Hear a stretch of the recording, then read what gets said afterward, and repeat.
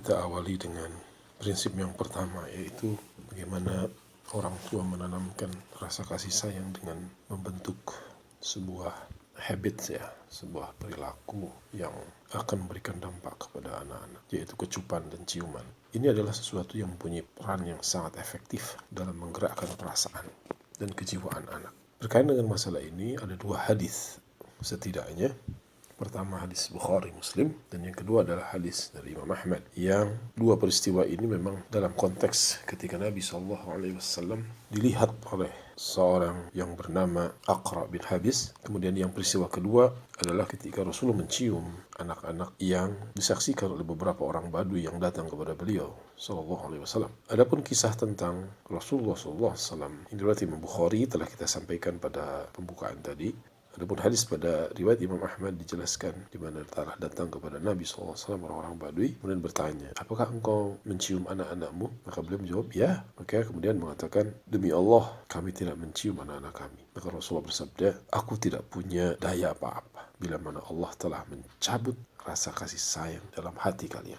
Ini menunjukkan bahwa apa yang dilakukan Rasulullah SAW adalah salah satu pilar penting, karena ciuman itu adalah zahirnya merupakan kontak fisik dari mulut yang merupakan organ yang paling sensitif dalam tubuh kita. Kemudian ia memberikan dampak langsung kepada hati. Namun yang perlu kita perhatikan, ciuman ini adalah ciuman yang tulus, ciuman yang betul-betul dilakukan atas dorongan rahmah, kasih sayang, bukan ciuman formal. Hari ini kita lihat banyak orang tua yang mencium anaknya atau anak mencium orang tuanya, tapi adalah hanya sekedar sebuah formalitas, basa-basi. Maka ciuman seperti ini bukan yang dimaksud. Karena ciuman yang memberikan dampak betul-betul langsung menyentuh kepada hati, itu adalah betul-betul ciuman yang tulus, yang diekspresikan dari dorongan hati yang lembut karena memang menyayangi anak. Ini poin penting dalam hal prinsip pertama. Momen yang kita bisa gunakan untuk menerapkan prinsip yang pertama ini bisa kita manfaatkan ketika kita bertemu dengan anak-anak, ketika kita melihat mereka menunjukkan perilaku-perilaku yang menyenangkan atau mereka menunjukkan sesuatu hal yang baik. Ini menunjukkan betapa pengaruh ciuman itu betul-betul dahsyat kepada mereka.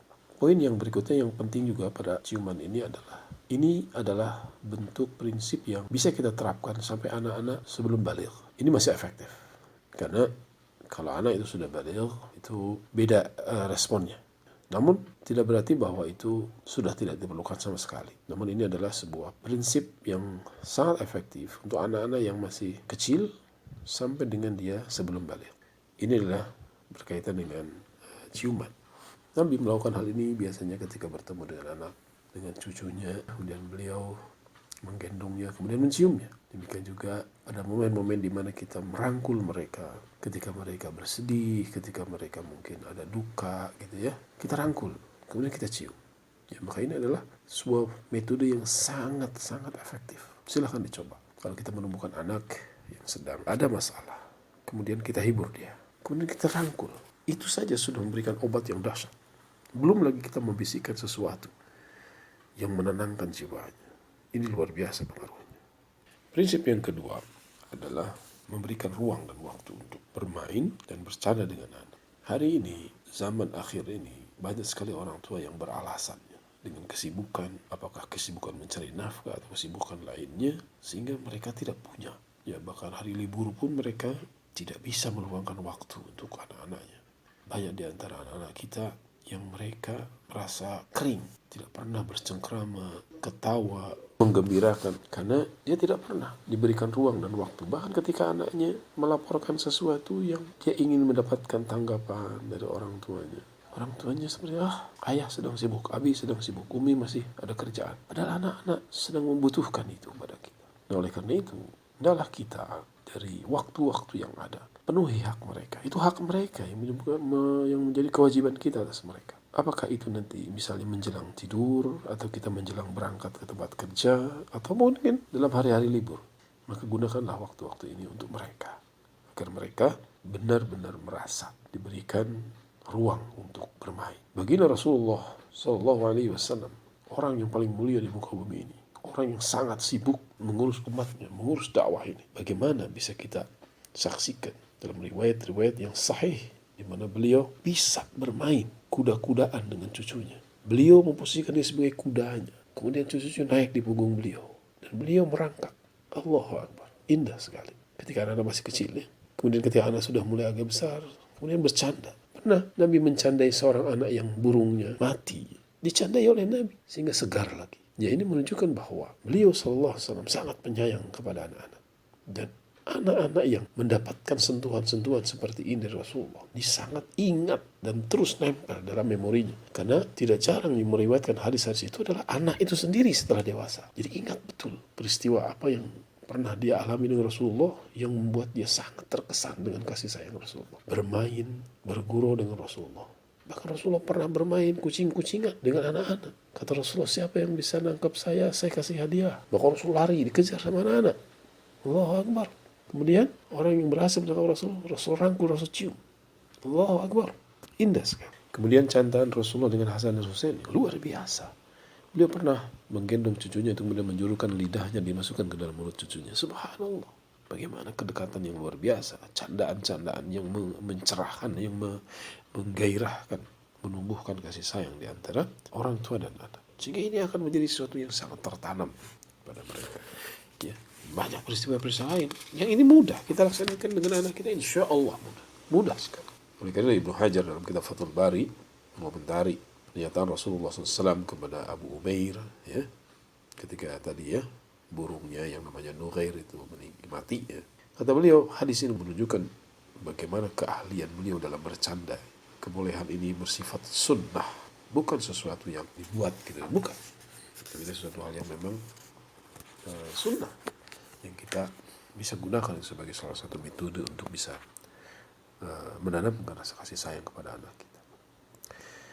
Prinsip yang ketiga yaitu memberikan hadiah, memberikan penghargaan kepada anak kita yang menunjukkan kesalehan, ya, amal-amal kebaikan. Jadi ini harus dikaitkan dengan prestasi sehingga mereka merasa diperhatikan, merasa dihargai apa yang telah mereka lakukan. Nah, dalam hal hadiah ini ada hal yang perlu kita catat. Kita tidak boleh terlalu berlebihan sehingga tidak efektif lagi untuk membangun rasa kasih sayang kepada mereka. Karena mereka seperti terbiasa. Oleh karena itulah menerapkan prinsip yang ketiga ini perlu dikaitkan dengan prestasi, perilaku-perilaku baik yang ditampakkan oleh anak kita. Karena memberikan hadiah ini salah satu kunci munculnya rasa kasih sayang. Kata Rasulullah, tahadu tahabu. Ya, saling memberikan hadiahlah kalian, maka ini akan membangun kalian untuk saling menyayangi. Hal lain yang perlu diperhatikan dalam hadiah ini adalah hadiah tidak mesti merupakan materi, barang. Tidak, tapi pujian, sanjungan, isyarat-isyarat. Pujian seperti ngangkat jempol, kemudian tepukan bahu, dan berbagai macam isyarat-isyarat penghargaan dan pujian, hadiah. Ini bisa dikembangkan. Ada 1001 cara untuk kita memberikan hadiah atau penghargaan kepada anak-anak. Nah, intinya cari yang paling efektif. Karena mereka akan gembira, senang. Sehingga mereka cenderung akan membuat perilaku ini berulang, perilaku yang baik itu. Karena sesuatu yang dilakukan, kemudian mereka mendapatkan feedback positif dari apa yang dilakukan, maka dia akan melakukan dengan mengulang kembali perilaku positifnya tersebut. Jadi ini hal yang penting untuk juga kita perhatikan di dalam membangun kasih sayang kepada anak. Kemudian prinsip yang keempat adalah touching, ya, menyentuh mereka, membelai mereka, kepala mereka kita belai, ya, badan mereka kita peluk mereka. Ini bagian daripada touching. Karena bahkan para ahli parenting telah mengingatkan begitu dahsyat yang namanya pelukan, belaian ini. Jadi ketika anak kita marah, ketika anak kita sedih, maka belaian, pelukan ini sangat efektif untuk menanamkan ketenangan jiwa, menanamkan kebahagiaan, menanamkan rasa kasih sayang kepada anak-anak kita. Karena prinsipnya tadi, kalau anak tumbuh dengan kasih sayang, maka dia akan menggunakan cara itu juga untuk orang lain. Dan sebaliknya, kalau anak itu tumbuh dengan kekerasan, dia tidak belajar bagaimana dikasihi, disayangi, dia pun akan melakukan hal yang sama kepada orang lain. Dan oleh karena itu, penting bagi kita untuk menerapkan prinsip-prinsip ini, ya. Yaitu diantaranya prinsip yang keempatnya adalah membelai, menyentuh, ya, dengan sentuhan yang lembut. Bahkan dalam sebuah hadis jelaskan, diriwayatkan dari Abdullah bin Ja'far, Rasulullah SAW, dia menceritakan anaknya sendiri ya, seperti yang sudah saya bilang tadi. Abdullah bin Ja'far mengatakan Rasulullah mengusap kepalaku dengan tangan beliau sambil memanjatkan doa sampai 3 kali. Ya Allah, gantilah Ja'far kepada anaknya. Maksudnya Abdullah bin Ja'far. Ini diriwayatkan oleh Imam Hakim, Al-Hakim ya, dari kitab Mustadraknya. Jadi di samping beliau mengusap kepala, beliau juga mengusap pipi anak itu dengan kedua tangan beliau yang mulia. Tentu saja hal ini tidak dilakukan kecuali untuk memberikan perhatian dan membahagiakan hati anak. Dan hadis-hadis lain ini banyak untuk menjelaskan tentang masalah ini. Jadi touching sebagai bentuk prinsip penting di dalam kita membangun rasa kasih sayang kepada anak.